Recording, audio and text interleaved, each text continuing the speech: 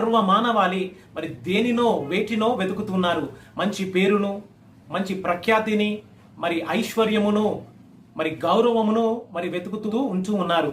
అయితే యేసయ్య ఉన్న దినాలలో కూడా జనులు ఆయన వెంబడించువారు వేటినో ఏమి తిందుమా, ఏమి త్రాగుదమా, ఏమి ధరించుకుందామా అని వెతుకుతూ ఉన్నప్పుడు దేవుడు మరి మత్తయి సువార్త 6:33లో నా రాజ్యంలో మీరు నీతిని వెతకండి, అప్పుడు సమస్తము మీకు అనుగ్రహించబడును అని దేవుడు తెలియచేశాడు. కనుక నీతిని స్థాపించిన దేవుడు, నీతికి ఆధారమై ఉన్న దేవుడు, నీతిని మరి కొనసాగింపజేసిన నీతి న్యాయములు జరిగించే దేవుని నువ్వు వెతికినట్లయితే నీ జీవితంలో సమస్తము అనుగ్రహించబడి నీ హృదయమందు సంతోషము పరిపూర్ణతలోనికి నడిపించబడి దేవుని రాజ్యములో నీవు నడిపించబడుదువుగాక.